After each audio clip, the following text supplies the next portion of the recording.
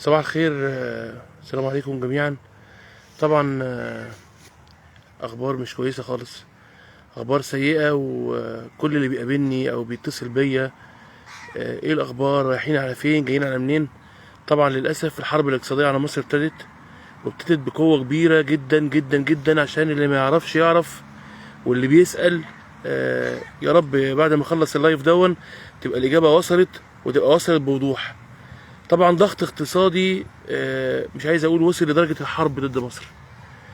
كلنا طبعا عرفنا القرارات الاقتصاديه اللي تم اتخاذها امبارح بالليل، سواء كانت اجراءات اقتصاديه تخشفيه زي الغاء اي مشروع جديد مصر كانت هتخش فيه داخل فيه المكون الاجنبي، وذلك لعدم وجود المكون الاجنبي من اساسه، او زياده اسعار البنزين، بنزين 80 وبنزين 92 وبنزين 95، وزاد جنيه وربع. بنزين 92 تقريبا وصل ل 11 جنيه ونص، و92 وصل ل 11 جنيه ونص، و95 وصل ل 12 جنيه ونص. طبعا مصر دخلت حرب اقتصادية بكل ما تحمل الكلمة من معنى، واللي مش فايق يفوق، واللي مش عارف حجم الكارثة اللي مصر داخله لها لازم يصحصح كده، عشان لو ما وقفناش كلنا ايد واحده في التوقيت ده في ظهر البلد دي، قسما بالله البلد دي هتضيع. قسما بالله الحرب ابتدت، قسما بالله ما هي مجرد حرب اسلحه ولا مجرد حرب جيش. الحرب يا جماعه حرب اقتصاد في المقام الاول والاخير. الحلقه اللي انا عاملها امبارح بالليل حلقه المقاطعه، عشان بتكلم فيها عن الحرب الاقتصاديه اللي سبحان الله ما هي الا ساعات قليله وفعلا ابتدت على مصر. محدش تقريبا شافها وما ينفعش حد يشوفها. هم ناجحين جدا في السوشيال ميديا، ناجحين جدا في التحتيم الاعلامي وتكتيف الشعوب العربيه بان هم ما يحسوش باي حاجه. ويا رب يا رب اللايف اللي بعمله يوصل لاي حد، يوصل وحد يسمعه او حد يشوفه. ودي مهمتكم انتوا، ان انتوا تعملوا شير، اللي واقف او بيتفرج عليا او بيشوفني او بيسمعني لعل الرساله توصل. طبعا الفاينانشال تايمز من قيمه كام يوم طلعت تصريح خطير، قالت فيه ان نتنياهو بيضغط على كل الدول الغربيه عشان مصر توافق على دخول اهل غزه لسيناء. وطبعا ده حاجه مش غريبه ولا حاجه جديده. كل القصه ان الفاينانشال تايمز قالت لك ان الدول الغربيه بتعرض على مصر عروض في منتهى السخاء، ان هي تفتح حدودها وتدخل اهل غزه في مقابل اسقاط الديون، وان احنا هنديكم مليارات الدولارات واستثمارات بالملايين والمليارات، بس انت افتح. والموضوع طبعا عشان زي ما بيقولوا على عينك يا تاجر، والبلد دي مش بلد حد، دي بلد مصر كلها. فالقياده السياسيه طبعا دي بلدها، ولا يمكن تتخذ قرار تتحاسب عليه قدام ربنا وقدام ضميرها وقدام شعبها في يوم من الايام. ولذلك الموافقه كانت بالفم المليان، الموافقه وهم عارفين، والموافقه على عدم تحقيق امانيهم، الموافقه على عدم تحقيق امنياتهم كانت بالفم المليان.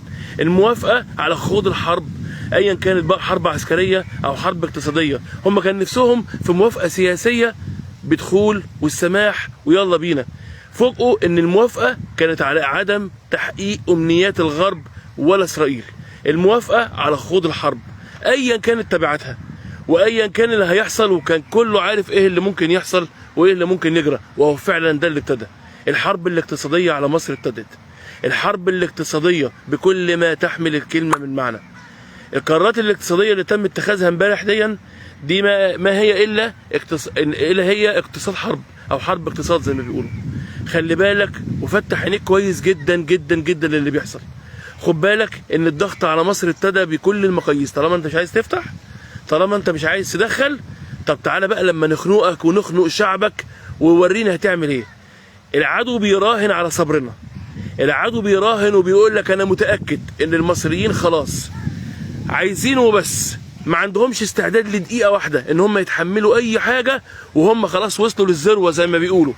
والقياده السياسيه عندنا سواء كان رئيس او جيش او حكومه بيراهنوا على تراب البلد دي، بيراهنوا على ان الحدود بتاعت مصر مش هتتفتح لو كان الثمن رقابينا كلنا، لو كان الثمن دمنا كلنا.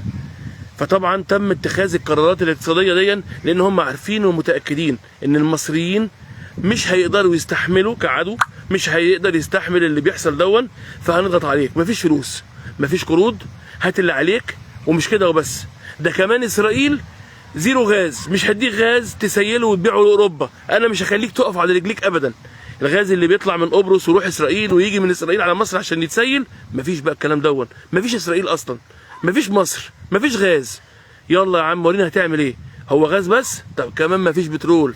الدول العربيه بصراحه انا مش عايز اقول ومش كل الدول العربيه، لكن للاسف في بعض الدول العربيه للاسف واقفه ضد مصر بقوه، واقفه ضد مصر بتقول لك افتح يا عم، ما تتخلص من الديون وتتخلص من اللي عليك، افتح يا عم وخليها على الله. وطبعا الصغير قبل الكبير عارف ان الموضوع مش موضوع فتح سينا لغزه، الموضوع كله انك تدخل اهل غزه لسينا، ضيعنا لهم ارضهم وبعنا القضيه الفلسطينيه للابد، ويخش اهل غزه لسينا والصواريخ تتضرب على اسرائيل، تقوم الصهاينه يردوا بقى على الصواريخ اللي بتتضرب، وما هي الا شهور قليله او يمكن اقل من سنه وتضيع سينا للابد.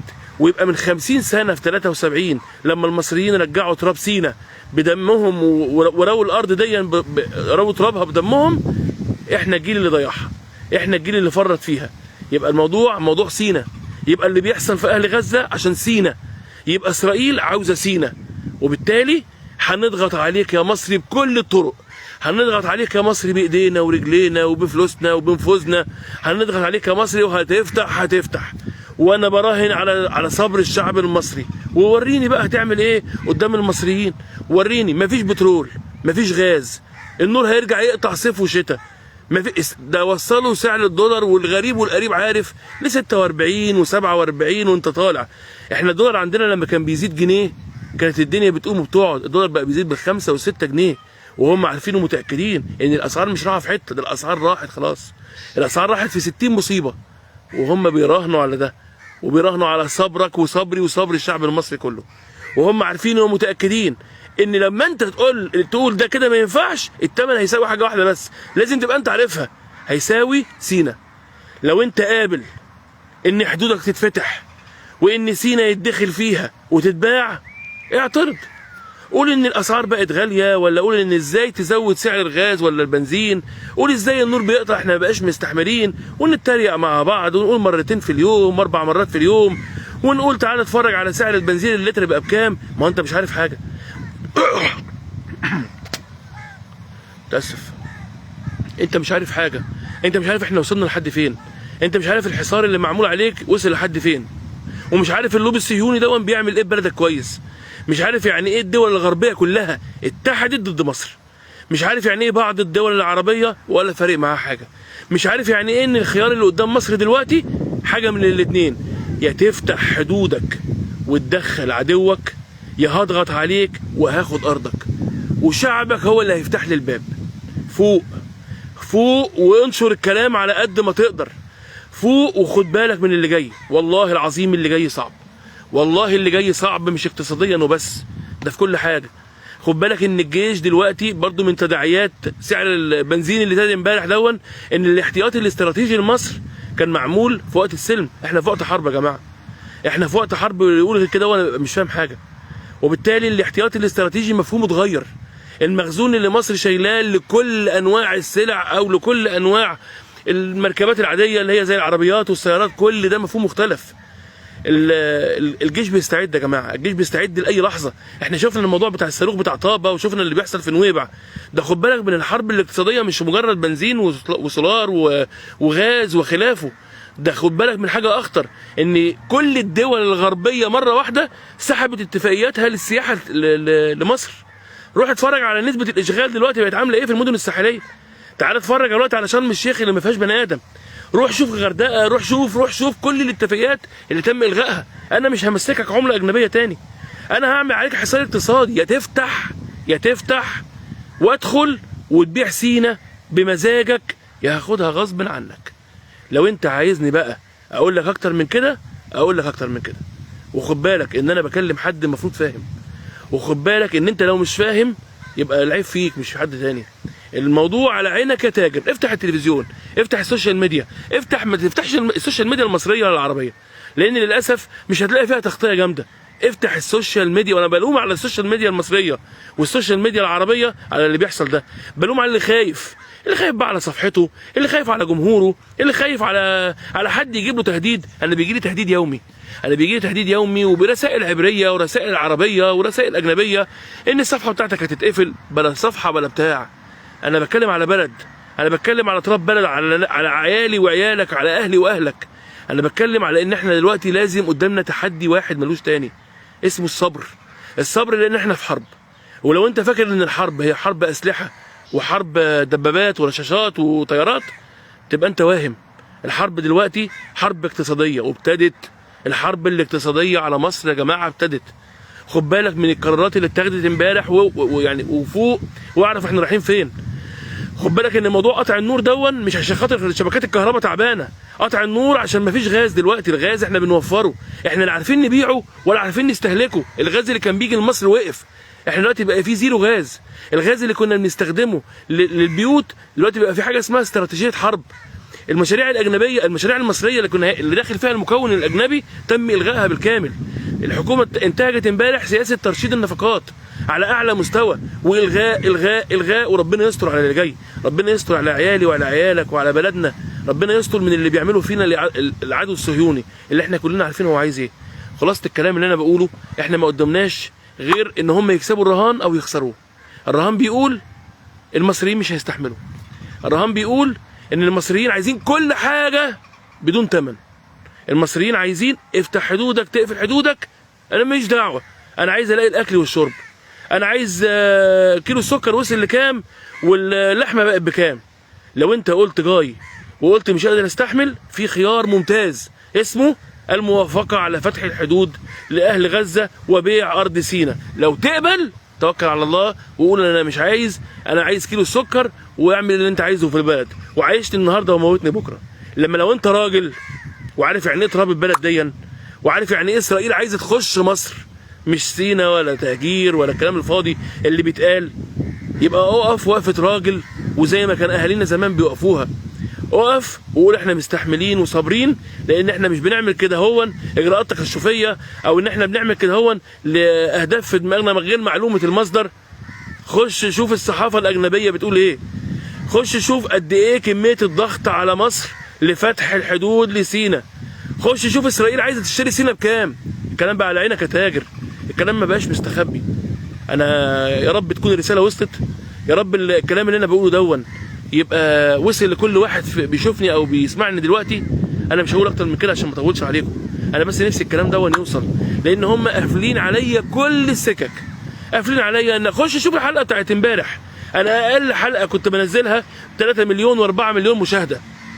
النهارده لو 10,000 واحد شافني يبقى كويس جدا، لان هم عارفين ومتاكدين ان المؤثرين في مصر اللي بايعين نفسهم عشان خاطر تراب بلدهم قليلين قوي، فلازم يتقفل عليهم بالجامد قوي. فانت لو ما عملتش شير للكلام دون، لو ما قلت ولا ما وعدتش كل واحد حواليك ووعيت نفسك قبل اي حد ان اللي بيحصل دون ما هو الا حرب ابتدت، وحرب الله اعلم نهايتها ايه، والله اعلم احنا هنستحمل قد ايه، والله اعلم ايه اللي جاي، والله اعلم ايه اللي هيجرى في الاقتصاد المصري، واللي هيجرى في الدولار، واللي هيترتب عليه من الاسعار وي الله اعلم ايه. يبقى احنا خسرانين وهنخسر الحرب ديا، وبلدنا هتضيع وارضنا هتضيع. انا مش هقول غير حاجه واحده بس، وافوض امري الى الله، ان الله بصير بالعباد. ويا رب الرساله تكون وصلت، ويا رب نفوق قبل فوات الاوان، وكلنا نبقى في ظهر بلدنا، وكلنا نبقى في ظهر جيشنا، ونقول يا رب احميهم، يا رب انصرهم. جيشنا بدأ يا جماعه الاستعداد، في 51 مركب عسكري واقفه في البحر المتوسط دلوقتي. خلي بالكم ان جيشنا ابتدى الاستعداد، ومحدش عارف اللي جاي ايه. الحصار اقتصادي، الحصار دولار، حصار اسعار غاز ونفط، الحصار على ان البلد دي تتدمر بكل المقاييس. احنا مش هنقول غير يا رب، احنا مش هنقول غير الكلام اللي النبي صلى الله عليه وسلم قاله، ان احنا في رباط الى يوم الدين. كلمه رباط دي اللي النبي قالها، لا عبد من عباده قالها، ولا احنا قلناها، ولا حد من السوشيال ميديا قالها. احنا كل اللي بنقوله يا رب حافظ على رباطنا، يا رب كلام النبي صلى الله عليه وسلم يتحقق فينا، واحنا كلنا في ظهر بلدنا وفي ظهر جيشنا. ومش هنقول غير يا رب انصر مصر وجيش مصر، وقوي اهل غزه، وقوي اهل غزه على اللي بيحصل فيهم والافتراء اللي فيهم، وفوق العرب، لان للاسف الصدمه كبيره، الصدمه كبيره قوي. واخر حاجه حابب اقولها، ان ممكن اطلع تاني وتالت في الساعات اللي جايه، لان محدش عارف اللي جاي ايه. السلام عليكم.